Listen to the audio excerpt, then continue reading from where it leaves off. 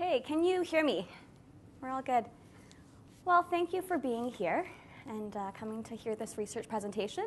In preparing for today's session, I was trying to think, how can I present students' perspectives of using assistive technology in a way that'll be meaningful for educators, for policymakers, and making that meaningful and useful within an hour presentation. So hopefully I'm successful in meeting my goal, but I wanted to start off by thanking my academic advisor, my research supervisor, Dr. Jacqueline Specht.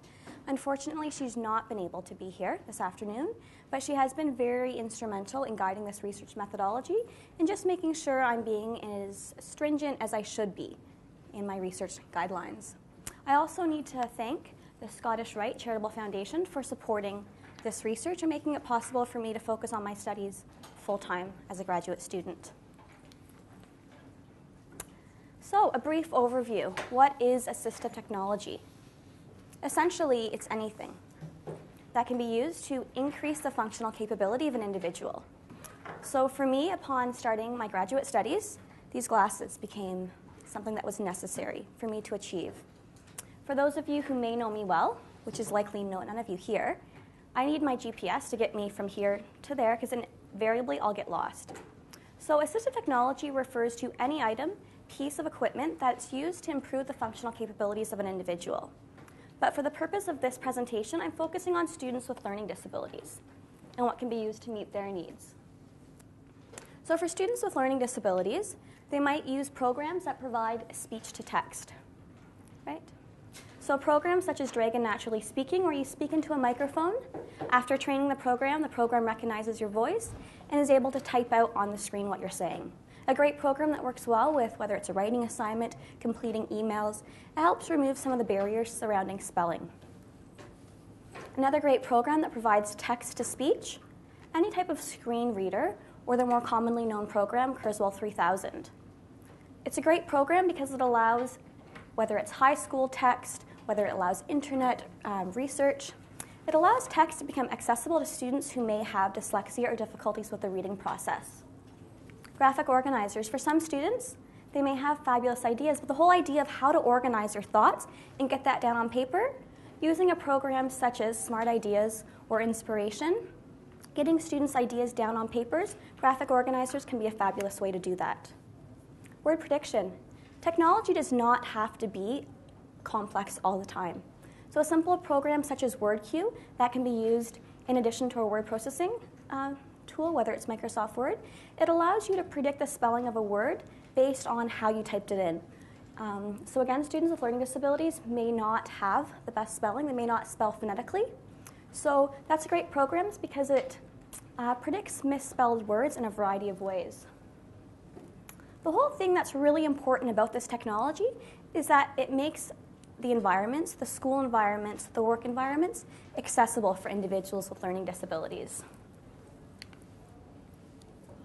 So I'm really not going to go into the academic difficulties of students with learning disabilities. There's lots of research out there, but I just want you to know that most students with learning disabilities have issues surrounding reading.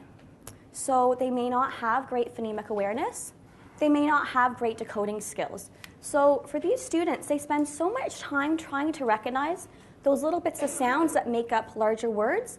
They spend so much time decoding those sounds of the words that they're not getting the overall meaning of the text. Students with learning disabilities may also have the difficulty with handwriting. The physical act of writing can be very difficult for students with learning disabilities, especially males. And again, the handwriting, whether it's the reading, not understanding the grammatical rules, that can be making the writing process difficult for the large majority of students with learning disabilities. So these difficulties cause students to produce less written work. It's so onerous for them to do the writing task that they may just write less than what their peers do. Again, they may not fully comprehend the mechanics of writing, so not only do they have difficulty writing, but they have difficulty with the whole process surrounding revising their work. And because of this, students may either produce lower quality work than their same age peers, and they may avoid the writing task or the academic tasks altogether. So again, why use the technology? I think the one thing that's greatly important about assistive technology is that it provides students with independent access to their work, to the work that their mental capabilities would predict that they would be able to do. We all know that students with learning disabilities, they're smart individuals. Their learning disability, for whatever reason, is hindering them in one or more areas. So why not provide a compensatory tool that can allow them to access a grade level material? And in terms of that independence, we all know that as a student, perhaps in grade 7 or grade 9 or grade 11, you don't necessarily want to always be asking for help from either a peer or from your teacher or even educational assistants. That independence that it provides is key. And again, as students learn to use these programs, they may improve their achievement not only in the language-based subjects, but that can carry over into science, into math, and other subject areas as well. So again, as I previously mentioned, the technology allows students to express themselves at their intellectual level. And this can provide them to access to a whole nother level of learning. By building on their strengths, their ability to generate ideas, perhaps their verbal abilities, and perhaps compensate for their weaknesses, which may be their spelling, students may have increased motivation, higher rates of learning, and improved academic achievement. And this whole idea surrounding school motivation is really important because we do know that students with learning disabilities are at risk for dropping out of high school at a much higher percent than their peers. So assistive technology is fabulous. It's got such great potentials, but there's so many reasons why it's often not used to its fullest potential. So from some past research that I conducted with my advisor, Dr. Jackie Specht, we found out that for technology to work well, there has to be a supportive school environment. That means that the teacher needs to know how to use it. If the technology is not working, there needs to be support to make sure their Kurzweil is up and running. All individuals need to be on board supporting this technology. Students need to be provided with adequate training. That's not just the students, but the students, the parents, the teachers. So they not even need to know how to use the specific components of the technology, but they need to understand how it may apply to various subject areas. And again, this idea of person-technology fit. Ideally, you want to provide the technology to compensate for skills, but as students develop their own skills, you can perhaps wean them off the need for using the technology as much. So why provide students with perhaps 10 or 11 programs if they simply may need a word prediction program, a program such as WordQ, which can help predict what word they may be spelling incorrectly. So making sure that it's the right technology for the right student, because as we know, for students with learning disabilities or autism or intellectual disabilities, the way an exceptionality may evidence itself in one student is very different from one student to the next. And again, instruction needs to facilitate its work. So not only do students need training on the technology, teachers need to know how to integrate the technology into the classroom so that it's working for Johnny, but it's also perhaps benefiting Sarah as well. Because as we know, what's good for some is often beneficial for all. So as you may or may not know, in the province of Ontario, there's demonstration schools. So I live in London, there's schools in Milton, but these schools are designed to meet the needs of students with learning disabilities. So at the recommendations of their learning support teachers, students might be recommended to go to these programs to provide the extra assistance and instruction that they may need. I decided to really focus my area at a demonstration school because I wanted to work at a school where, the teachers know how to use and implement this technology. At this school, all teachers are trained on the technology. There's not just one assistive technologist specialist that's trained on it and the students have to go there to learn. That's not the case because at this school, all the teachers know how to use it and implement it into the daily curriculum. And again, students with learning disabilities may have needs in a variety of areas, so this school is great because not only does it provide the AT training that students may need, the assistive technology training, but it also provides training to meet the social skill deficits that some students may have. So my whole area of research surrounds how students feel about themselves as a student.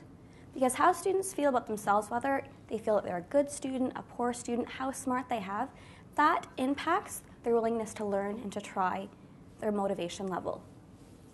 So the research literature tells us that not that all students with learning disabilities have low self-esteem, but instead that they have lower self-concept.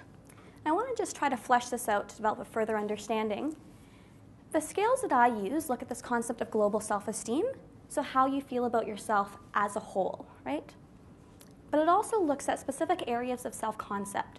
So this theory builds on the fact that how you feel about yourself as a whole is based on these specific academic domains or social domains. So research has demonstrated that for students with learning disabilities, how they feel about themselves as a whole is based on their perceived intellectual ability, their ability surrounding reading, writing, spelling, and math, how good they feel they are in sports, how popular they feel amongst their peers, how good looking they feel they are, and a few other components. So students with learning disabilities experience difficulties with various aspects of the learning process. And building on what Richard Lavoie says, this leads to frustration, anxiety, and tension among students with learning disabilities. And it's this frustration and anxiety that they feel on a regular basis during their school year, during their school day, which is a large component of their day, that can lead to diminished self-esteem and self-confidence.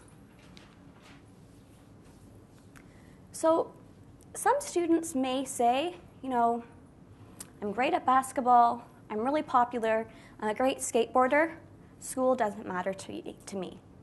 That's really not the case for the large majority of students that we see. Academic abilities and how well students do at school is something that is very valued amongst most students, and especially those with learning disabilities. So for students with learning disabilities, they hold realistic self-perceptions of of their difficulties. This means that they perceive themselves negatively in an area which is really important to themselves and to other students. So again, just building on this idea again, 81% of students with learning disabilities have lowered self-concepts. And this happens by grade 3, and it remains fairly stable throughout life. So why might this be the case? Some of the researchers say that this could be because of repeated school failures. You only have to start failing subjects or academic tasks a few times before you start to feel, maybe I'm not that smart, maybe I'm not the best student. Students with learning disabilities often become aware at a really young age that they're different from their peers. This can happen through bullying or from just knowing that they're not achieving as well. And again, students with learning disabilities often may not pick up on social cues as quick as their peers, so they may have difficulties with social acceptance as well. So why is it really important to have a good, strong academic self-concept? You always hear about this cycle of failure, right? And that is all too true for students with learning disabilities. It can really have negative consequences. So students with learning disabilities, again, as was mentioned, they have a lowered sense of academic competence. They may feel that, they're stupid, which is not the case. But they may feel that way, or they may even feel like, I really suck at writing. So if I really suck at writing, I don't think I'm going to do well on this book report, right? So if you don't feel like you're going to do well on the book report, why are you going to spend a lot of effort when chances are you think you're going to fail? So you think you don't do well in a certain area, therefore, why try? And because you don't try, that leads to further failure. And it becomes cyclical and cyclical and cyclical. So while students may be progressing with their age-level peers in terms of grades, because of this cycle of failure, they're not picking up on the skills that will lead them to be successful post-secondary. I'm really only briefly touching on this motivation literature, but really the way you feel about yourself as a student really influences your ability to try. So there's this whole idea of academic self-concept, how you feel about yourself in a certain area. That's linked to this idea of self-efficacy, how well you think you're going to do. And that idea of self-efficacy, students' actual achievement is better predicted by how well they think they're going to do on a specific task as opposed to what their true intelligence level would predict. So students' self-belief both impacts their achievement as well as their willingness to try, their school motivation. And again, some of the most powerful contributing factors to motivation are the way